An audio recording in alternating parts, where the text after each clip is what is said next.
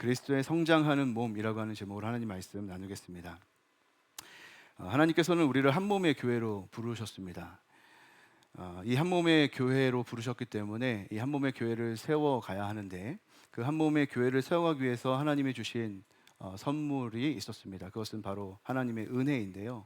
이 은혜라고 하는 말은 포괄적으로 사용되지만 크게 세 가지 의미로 사용된다고 말씀드렸습니다. 그것은 하나님께서 우리를 구원해 주신다라고 할 때, 구원의 은혜를 설명할 때 사용하고, 또 하나는 그 구원받은 백성이 하나님의 교회를 섬기기 위해 어떤 직임과 직분을 맡겨주시는데, 하나님이 주시는 그 직분, 직임 이런 것들을 은혜라 이렇게 표현한다고 했습니다. 또한 그 은혜를 감당할 능력 또한 은혜라 이렇게 말을 하는데, 여기서 하나님이 교회를 세워가기 위해서 우리에게 주신 은혜라고 말하는 것은 바로 불러주시고 직분 주시고 그 직분을 따라 감당할 능력 주시는 그 은혜를 말하는 겁니다.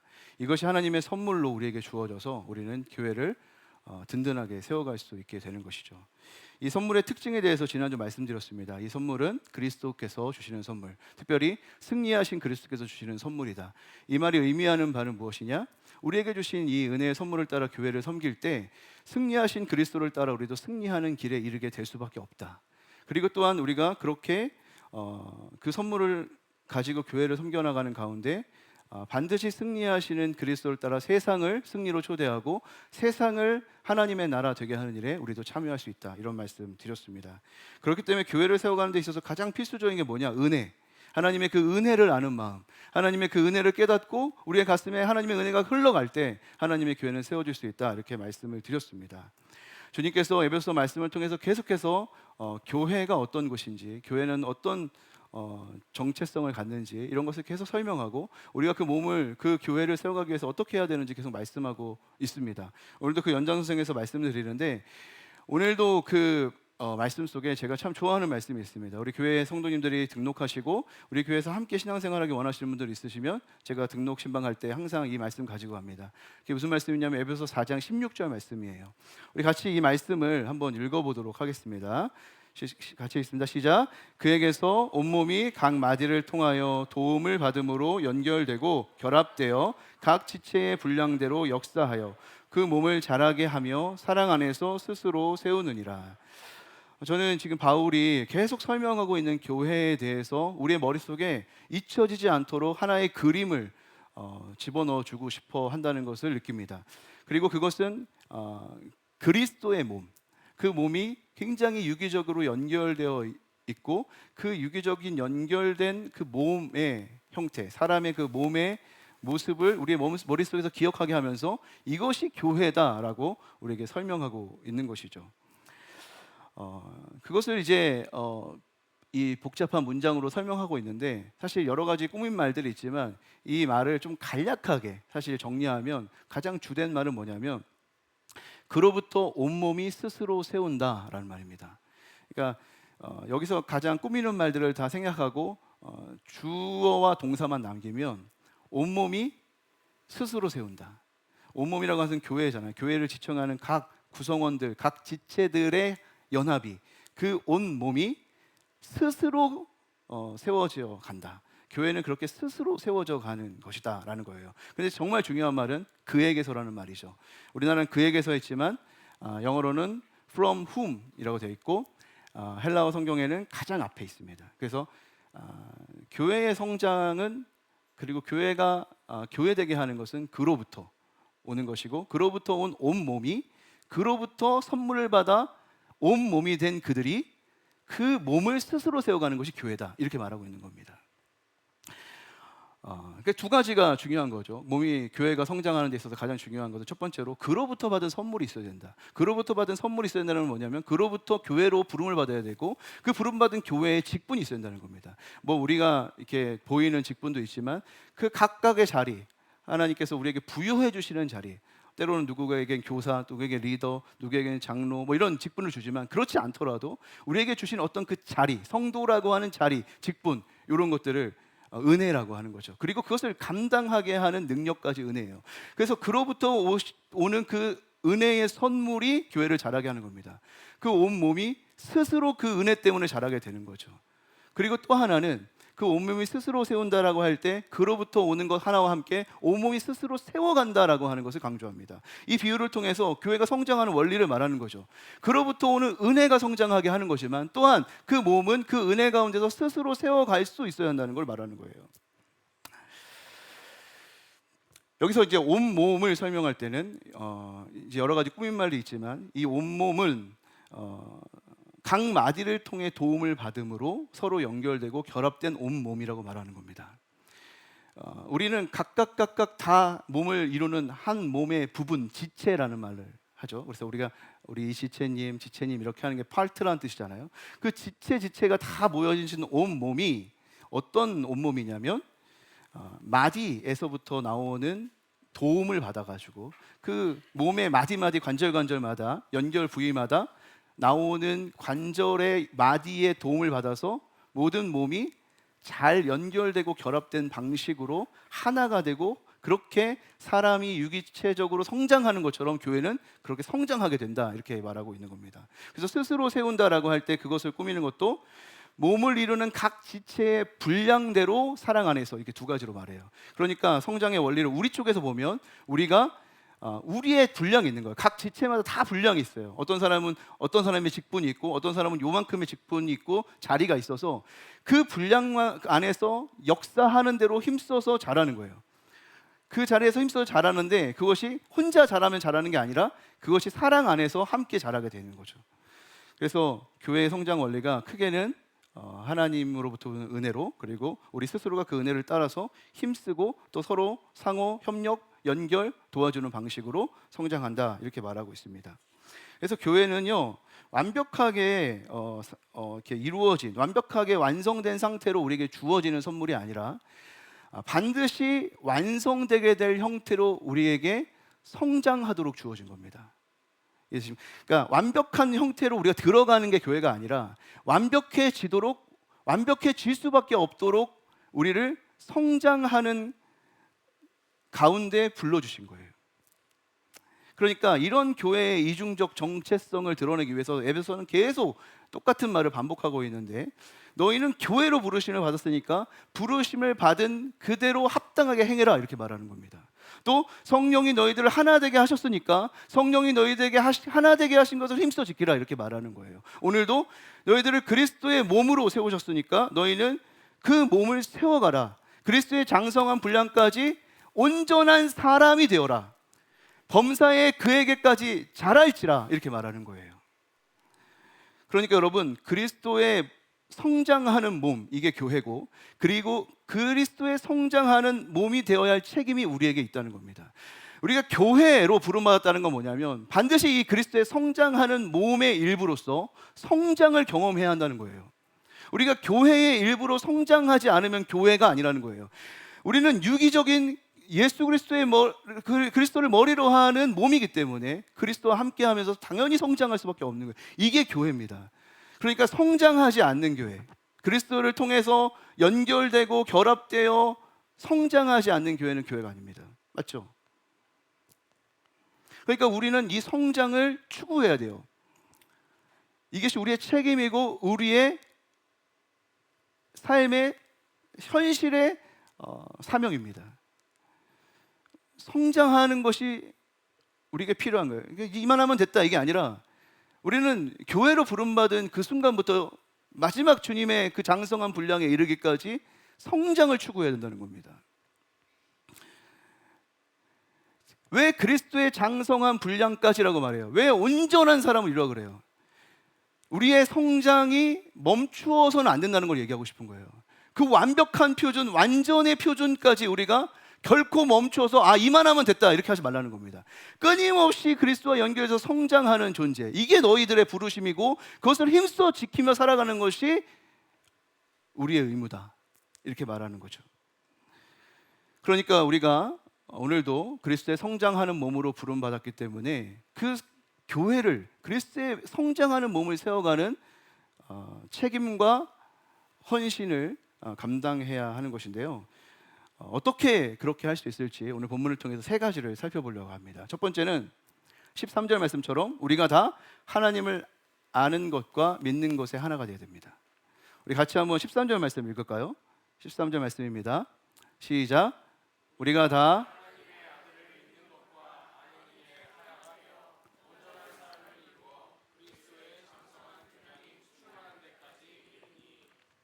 이 말씀은 그리스도의 성장하는 몸이 되기 위한 기초에 대한 말입니다. 그러니까 우리가 하나님의 아들을 믿는 것과 아는 일에 하나여야 한다는 거죠.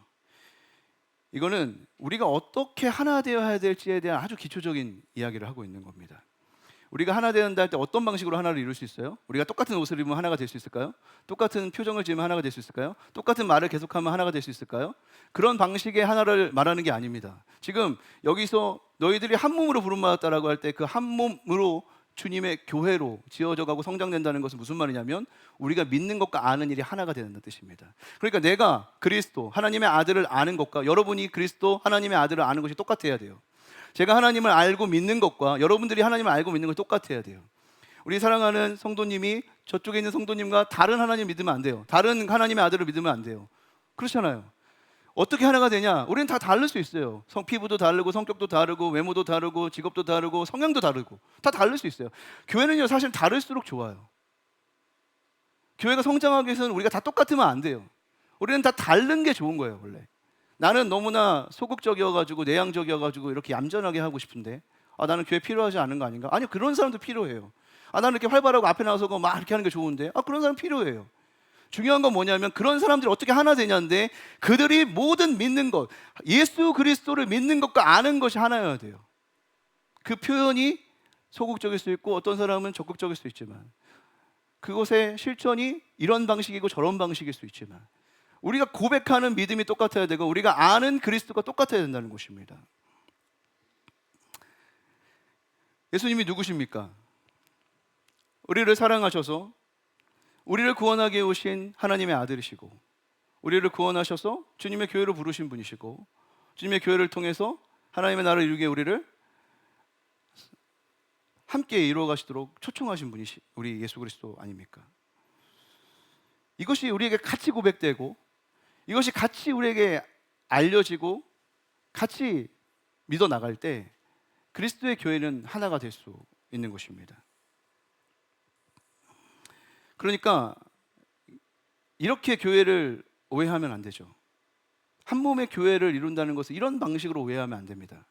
무슨 북한의 그 김정일이 이끄는 그 인민동지 이런 사람이 된다는 것도 아니고 무조건 많은 사람들이 연합하면 그게 교회다. 하나가 되면 교회다. 이런 말도 아닙니다. 우리가 교회끼리 연합도 하잖아요. 우리 세교회 연합도 했는데 왜 세교회 연합할 수 있죠? 너무 다르잖아요. 너무 다른 스타일, 다른 목사님의 스타일, 말씀 설교하는 스타일이 다르잖아요. 그렇죠? 저랑 너무 다르잖아요. 그렇죠? 그리고 찬양도 다 다르고 다 다른데 우리가 어떻게 연합할 수 있죠? 다르다는 게 문제가 안 되는 이유가 뭐죠?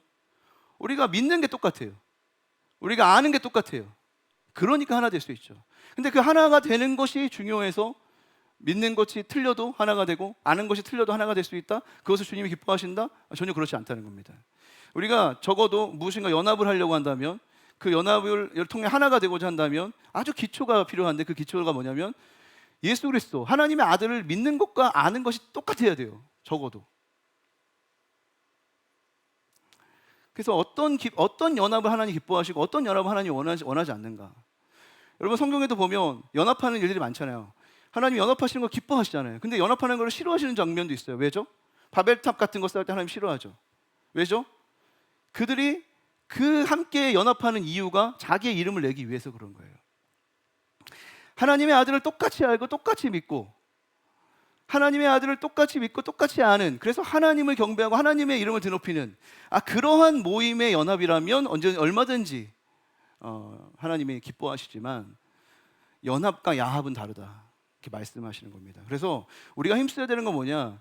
성장하는 그리스도의 몸, 그리스도의 성장하는 몸인 교회가 되기 위해서는 우리가 중요한 건 뭐냐? 하나님을 아는 게 중요합니다. 하나님의 아들 예수 그리스도를 아는 게 중요하고 하나님의 아들 예수 그리스도를 믿는 게 중요한 거예요. 우리 같이 그 믿음을 고백하는 게 너무나 중요한 거예요. 이 일을 위해서 누구를 세웠어? 교회에 누구를 선물로 주셨다고요? 지난주 말씀드렸죠. 우리가 함께 예수 그리스도를 함께 고백하고 함께 믿으며 나아갈 수 있도록 우리를 성도로서 교회 그리스도의 몸을 세워가기 위해서 온전하게 하기 위해서 누구를 세웠다고 말했죠? 목회자를 세웠다 그랬죠. 목사를 세웠다 그랬죠. 목자와 교사. 그래서 성도들이 그리스도의 몸을 세우기에 봉사할 수 있도록 온전하게 구비하게 하는 자, 그런 자를 주신 거예요. 이 교회의 그림의 그 16절 말씀처럼 교회가 각 몸이 이렇게 서로 연결돼서 성장해야 되잖아요. 근데 이렇게 연결될 때, 결합되고 연결될 때 그 어떻게 연결이 되냐면 그 뒤에 뭐라고 꾸며주냐면 마디마디마다 그 마디가 공급해 주시는 힘을 통해서 이 연결되는 그 부위에서 잘 핏되고 잘 맞추어져서 성장한다는 거예요. 그러니까 그렇게 될 수 있도록 그 몸을 균형 있게 세워갈 수 있도록 하는 어떤 역할을 하는 마디마디가 있고 그 도움을 받아서 교회가 자란다고 말해요. 머리이신 당연히 예수 그리스도가 있지만 그분이 마디마디를 세워서 교회를 세워간다고요. 그러니까 그 마디는 사실은 문맥으로 보면 어떤 사람 말하는 거냐면 목사를 가리키는 말입니다. 그러니까 여러분, 그리스도의 성장하는 몸이 되기 위해서 여러분이 하셔야 될 일은 뭐냐면 하나님의 아들이 예수 그리스도가 누군지를 알아야 되는데 그것을 누굴 통해 알아야 되냐면 여러분에게 선물로 주신 목회자를 통해서 알아야 됩니다. 물론 그렇지 않아도 성경을 통해서 당연히 알 수 있지만 그렇게 배울 수 있도록 하나님이 선물로 주신 것이니까 잘 배워서 성장하려고 해야 돼요. 그것이 교회입니다. 그것이 여러분을 부르신 이유예요. 하나님이 잘 배우고 잘 알아야 되는데 여러분 이것을 게을리하면 어떻게 됩니까? 하나가 되지 못해요. 자기가 뭐 어디서 많이 알고 자기가 많이 어디서 배웠고 막 그래요. 근데 막 자기만 뚱뚱해져. 자기만 막 성장해. 근데 다른 사람은 그것 때문에 더 힘들어지는 거예요. 잘 연결돼야 된단 말이에요. 잘 같이 성장할 수 있어야 된단 말이에요. 그러면 같이 배우고 같이 고백하고 같이 연결돼야 된다는 거죠. 그래서 여러분 교회에서 뭐 여러분들에게 뭐 성경 공부를 개강하고 여러분 훈련이 있습니다. 그러면 여러분 어떻게 해야 되냐면 여러분 정말 적극적으로 참여하셔야 돼요. 왜냐하면 그게 여러분 한 사람을 위한 일일 뿐만 아니라 함께 우리 교회를 세워가는, 함께 그리스도의 성장하는 몸으로 세워가는 아주 귀한 일이기 때문에 그렇습니다. 그러니까 여러분 목사님들은 정말로 가르치는 그 은사를 가진 사람들이 세워져야 하고 또 그렇게 되어지도록 정말 기도를 많이 해야 되고 저 같은 사람은 그런 기도를 해야 되고 또 교회는 그렇게 할 수 있도록 도와야죠.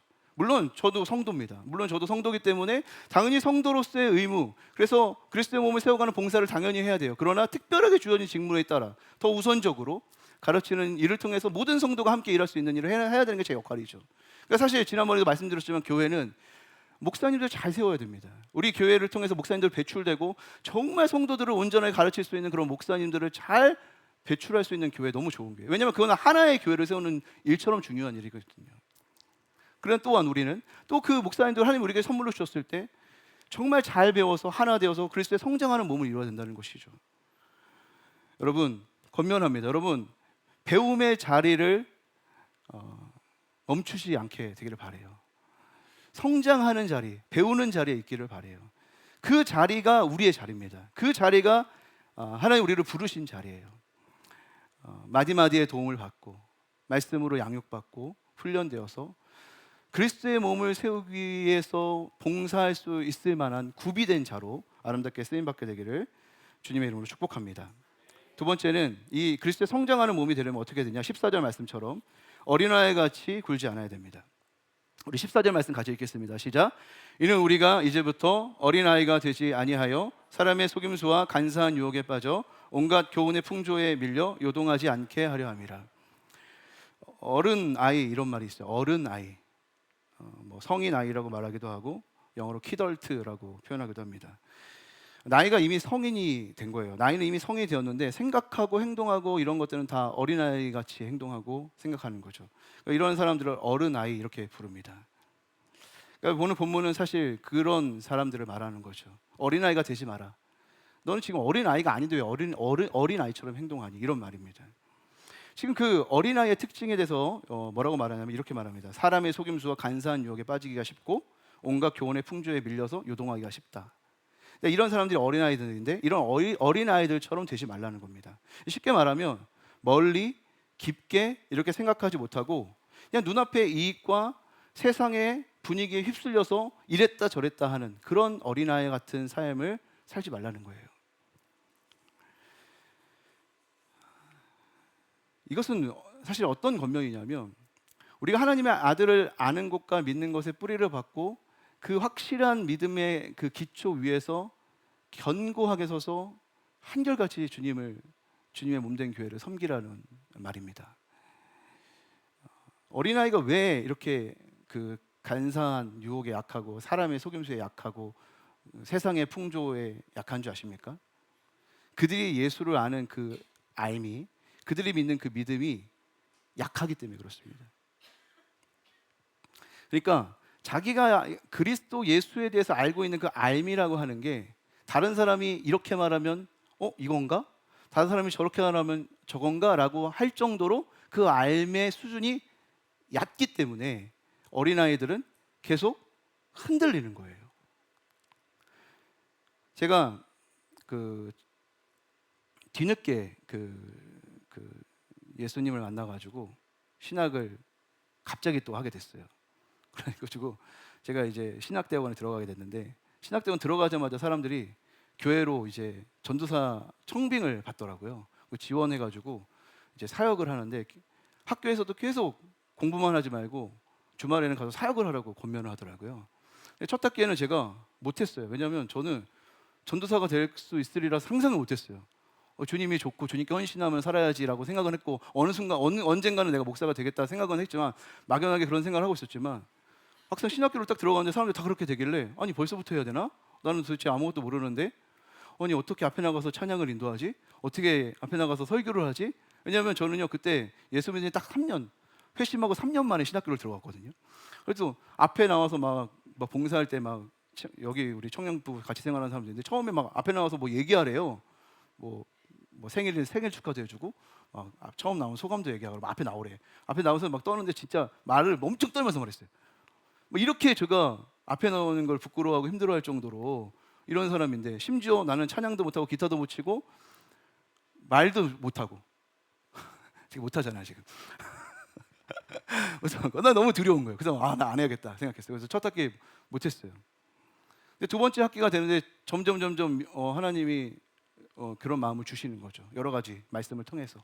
근데 제가 그때 결심하고 사역을 나가겠다 생각하게 된 계기가 있어요. 뭐냐면 내가 지금 한 살이라도 어릴 때, 지금도 내가 좀 나이가 많다 생각했지만 그래도 한 살이라도 어릴 때 내가 실수하고 그냥 이렇게 어릴 때 가가지고 부족한 모습을 보여주는 게 낫지. 내가 5년이 지나고 10년이 지났는데 첫 전도사가 돼가지고 실수하고 부족한 것보다 낫겠다.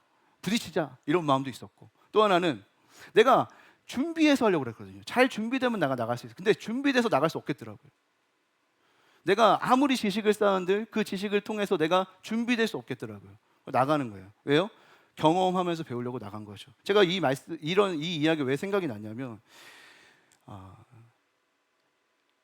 살아내보지 않은 지식, 경험해보지 않은 지식은요 나를 엄청나게 흔들 수 있는 거예요.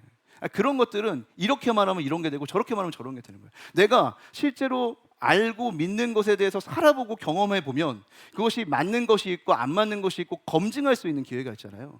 그렇게 검증된 것을 통해서 우리가 믿는 것과 아는 것에 확신을 구하잖아요. 그러면 누가 이렇게 해야 돼 저렇게 해야 돼 안 흔들리거든요. 근데 모를 때는 이렇게 해야 되면 이렇게 하고 저렇게 하면 저렇게 하는 거예요. 내가 믿어도 알아도 그게 얕으면 경험을 통해서 확실하게 내가 그 확신 속에 거하지 않으면 흔들린다고, 어린아이 같이 된다고요. 그러니까 어린아이가 되지 말아라 라고 하는 말은 뭐냐면 네가 믿는 바 아는 바 거기에 확실히 거하면서 그것을 살아내면서 검증해서 도저히 흔들 수 없는 믿음과 진리 안에 굳건하게 서서 주님의 교회를 한결같이 섬기는 사람이 되라. 이랬다 저랬다 하지 마라. 이런 말을 하고 있는 거예요. 여러분 어린아이 되지 마시기 바랍니다. 검증하고 확실하게 믿는 그 믿음, 결코 변하지 않을 예수 그리스도에 대한 믿음, 그 믿음에 확실하게 거하면서 그리스도의 몸된 교회를 섬기는 일을 한결같이 감당하시기를 주님의 이름으로 축복합니다. 세 번째, 그리스도의 성장하는 몸이 되려면 15절 말씀처럼 사랑 안에서 참된 것을 해야 합니다. 우리 15절 말씀 같이 읽겠습니다. 시작.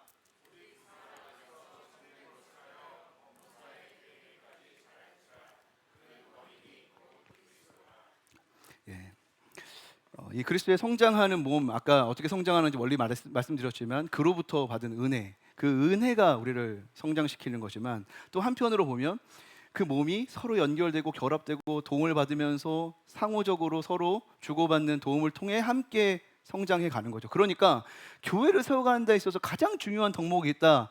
그것을 찾아봐라 라고 말한다면 여러분 우리는 무엇을 말하겠습니까? 당연히 사랑이죠.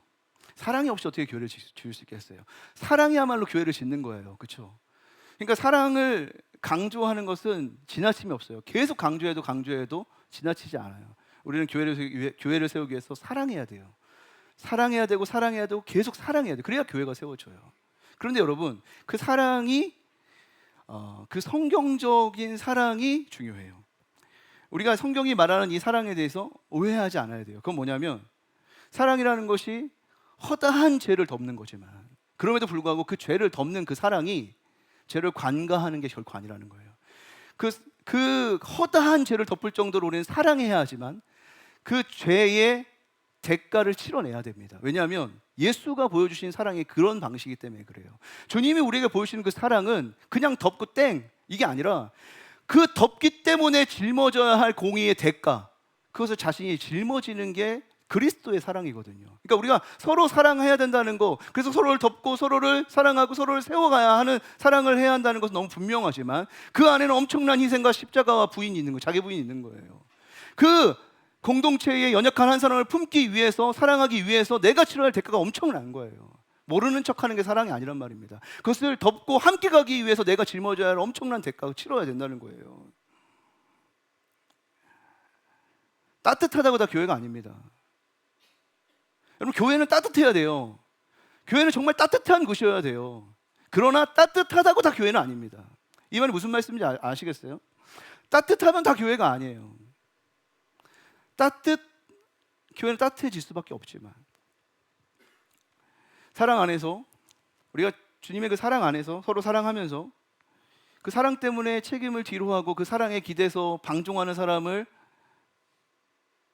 두어서 안 되고 사실 그런 사람이 되어서 안 됩니다. 이 공동체가 따뜻한 교회, 사랑의 공동체라고 해가지고 여러분 이 사랑에 기대가지고 여러분들이 그리스도의 성장하는 몸으로 여러분이 부름을 받았는데 이 사랑에 기대가지고 여러분들이 방종한다? 마음대로 산다? 무책임하게 산다? 여러분 이거는 주님의 부르심에 엄청난 반역의 행위 아닙니까? 이 사랑에 기대서 우리가 적어도 이 우리의 무책임한 삶을 정당화하면 안 됩니다. 사랑 안에서 참된 것을 행하라. 그리스도의 성장하는 몸을 이루기 위해서는 너희들이 사랑하면서 참된 것을 해야 된다. 이렇게 말하고 있잖아요. 제가 다 기억이 나지 않는데 어떤 이런 영상을 봤어요. 그 영상에 이런 내용이 있는데 우리 사회가 너무 분노하는 사회라는 거예요. 우리 한국 사회가. 그래서 이 분노하는 이 사회를 좀 더 온순하고 화를 내지 않는 사회로 만들려면 화를 내지 않는 사람들을 존중해야 된다는 거예요. 근데 우리는 지금 막 어디 가서 민원하고 무슨 일을 처리할 때 우리 한국 사람들의 특징은 뭐냐면 막 소리를 지르고 화를 내야 빨리 해준다는 거예요. 그 모든 민원인들이 이거 왜 안 해주는 거예요? 소리를 지르고 막 화를 내잖아요. 그러면은 그 묵묵히 기다리는 사람보다 막 난장 피우고 소리 지르고 화내는 사람한테 더 잘해준다는 거예요. 왜냐하면 그 한 사람이 막 소리 지르는 것 때문에 모든 사람이 불편하잖아요. 그렇죠? 그러니까 빨리 그 사람 일 처리해주면 우리가 다 평화로울 것 같으니까 자꾸 그런 식으로 한다는 거야. 근데 이게 왜 안 좋으냐면 이런 식으로 한번 하면 계속 사람들이 화를 낸다는 거예요. 그래서 우리가 지금 화를 많이 낸다는 거예요. 한국 사람들이 이렇게 화를 낸다는 거예요. 왜냐하면 소리 질러야 잘해주니까, 소리 질러야 내 이익을 챙겨주니까, 가만히 있는 사람들은 호구라고 생각하니까. 그러니까 이게 문화가 지금 이렇게 돼버리니까 사람들이 다 어디 가도 화를 내는 거예요. 막 소리를 지르는 거예요. 그러면 잘해준다 생각하니까. 근데 이 분노의 사회를 바꾸려면 뭐가 필요하냐? 묵묵히 기다리고 있는 그 사람을 칭찬해야 된다는 거예요. 묵묵히 그 사람을 존중해야 되는 거예요. 막 화내고 소리 지르는 그 사람을 더러워서 이렇게 하지 말라는 거예요. 그래야 분노가 사그러지고 성숙한 사회가 될 수 있다는 거예요. 제가 이 영상을 봤어요. 근데 제가 사랑 안에서 참된 것을 하라라고 하는 말이 이 말이구나 이런 생각을 했습니다. 묵묵히 기다리는 사람이 더 빨리 그 사람의 일이 더 빨리 처리될 거야라고 기대할 수 있는 그 문화가 이 사회에 자리 잡도록 해야 한다. 이 말이 이 말씀을 설명하는 말 같아요. 우리가 사랑으로 서로를 품고 돕고 세워야 됩니다. 그러나 무조건 화내고 소리 지르고 요구하는 그런 어른아이의 요구를 들어주는 게 사랑이 아니잖아요. 진실로 우리 공동체가 성숙해지려면 여러분 어떤 문화를 세워가야 될까요? 그냥 소리 지르고 어리광 피우면 다 용납해주는 그런 사랑의 교회, 따뜻한 교회 세울까요? 아니죠. 우리가 정말 용납해야죠. 우리를 정말 사람들을 이해해 줘야 돼요. 그러나 우리 안에 세워야 할 문화는 바른 것이에요. 참된 것이에요. 그것이 세워져야 돼요. 성숙하게 기다리는 사람이 칭찬받고 그런 사람들이 존중받는 문화가 우리 교회에서부터 피어나가야 된단 말이에요. 무례한 자들이 있어요. 여러분, 무례한 자들 용납할 수 있어야 돼요. 우리는 이상한 사람 있어요. 품어야 돼요. 그러나 그것을 용납하는 것과 다르게 우리가 세워가야 할 문화, 우리 공동체가 그리스도의 몸으로 성장하기 위해서 꽃 피워야 할 문화, 그것은 무례하지 않도록, 무례한 자가 유익을 얻는 것이 아니라 무례하지 않아야 유익이 된다는 것을 알도록 하는 문화가 필요한 거죠.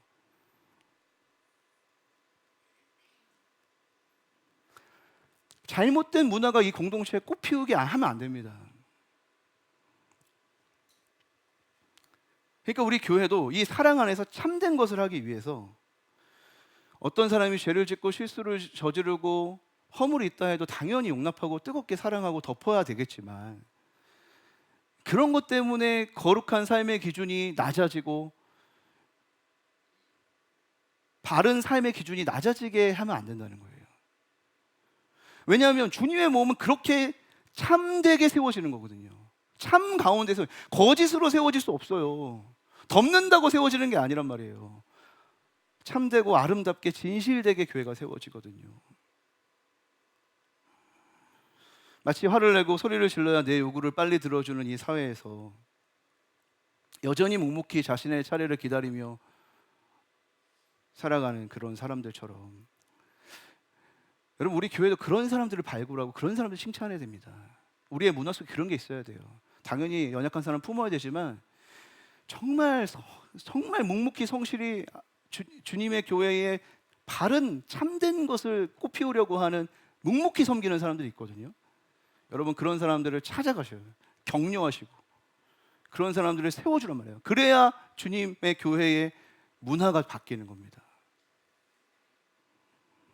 말씀 정리하겠습니다. 그리스도의 성장하는 몸인 교회를 세우기 위해서 우리가 힘써야 될 것 세 가지 말씀드렸어요. 첫 번째는 하나님의 아들 그리스도 예수를 알기 위해서 쉬지 않고 배울 수 있게 되기를 바랍니다. 두 번째는 어린아이 되지 말고 알고 믿는 바를 따라서 살고 검증해서 그 확실히 믿는 바에 따라 견고하게 한결같이 주님의 교회를 섬기시기를 바랍니다. 세 번째, 사랑 안에서 서로를 품고 덮고 세워가지만 참된 것, 진실한 것의 기준을 낮추지 말고 참되게 행하는 것이 공동체 전체에 유익이 되는 문화라는 것을 깨달아서 그렇게 하나님 나라의 문화를 세워갈 수 있게 되기를 바랍니다.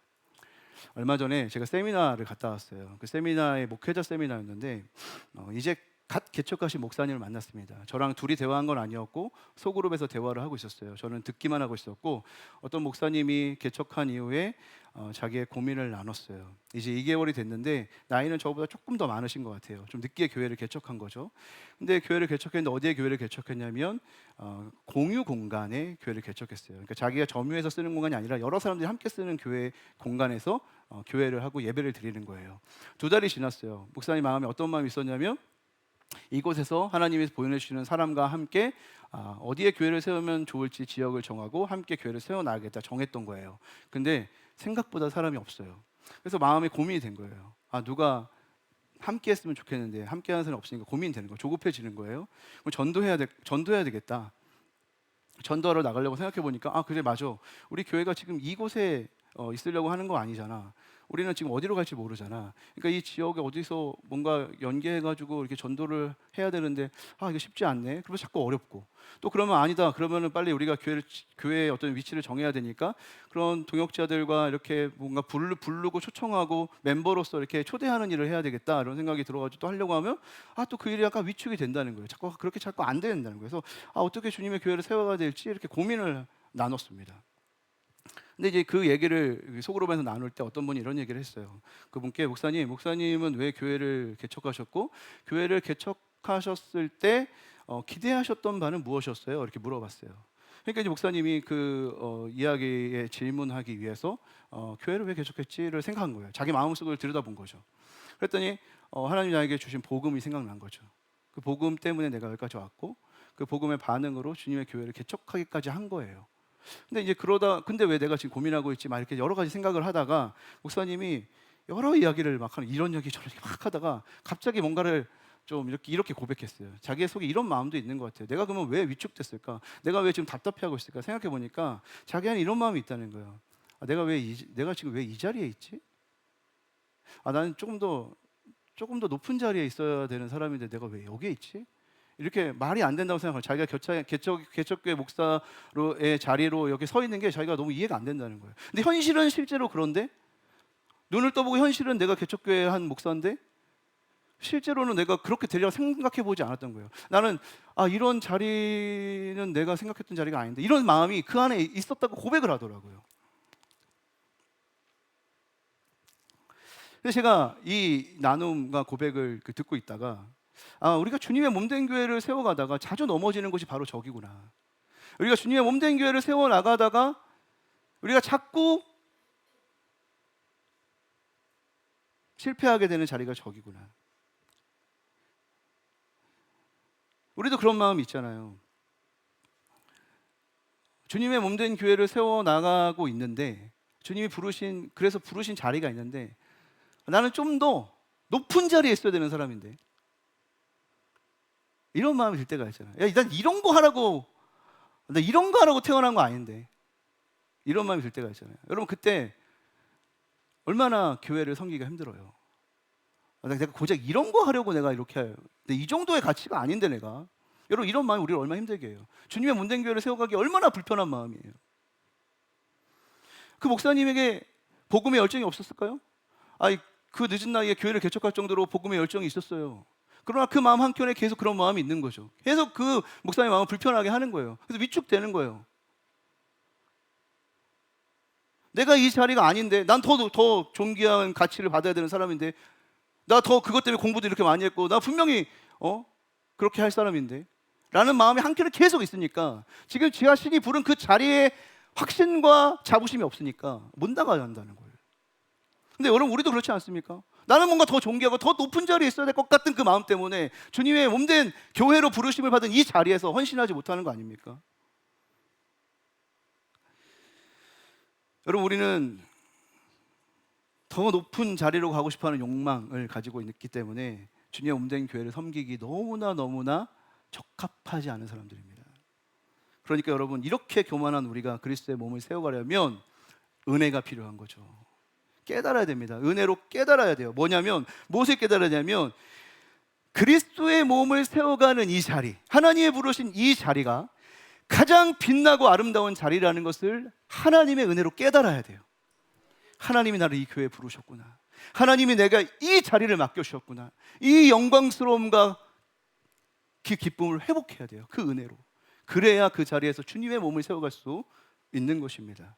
여러분 나를 빛나게 하기 위해서 내 몸을 세워가려고 하는 사람들이 있어요. 여러분 그런 사람은 빛나지 않습니다. 왜냐하면 그런 사람은 이 세상에 흔하기 때문에 그래요. 모두가 다 자신을 빛나게 하기 위해서 자신을 세우기 위해서 살고 있어요. 여러분 그런 사람이 뭐가 빛납니까? 그런 사람이 뭐가 대단합니까? 빛나기 원하는 자기의 몸을 세우기 원하는 그 사람은 그게 대단하지만 아무도 그 사람을 대단하게 안 봐요. 그러나 그리스도의 몸을 세워게 부름받은 그 자리, 우리가 생각할 때는 너무나 초라하지만 그 자리는 너무나 빛나는 자리고 그 자리는 모든 사람들이 보는 자리예요. 그 누구도 대체할 수 없는 자리. 하나님이 하나님의 교회를 세우기 위해서 오로지 나만 설 수 있는 그 자리에 나를 세우셨다는 것을 하나님의 은혜로 깨달으면 그리스도의 성장하는 몸의 일부로 살아가는 놀라운 영광을 누리게 되는 것입니다. 사랑하는 성도 여러분, 주님이 부르신 그리스도의 성장하는 몸답게 주님 안에서 성장하며 주님의 몸된 교회를 세워가시는 은혜가 있기를 주님의 이름으로 축복합니다.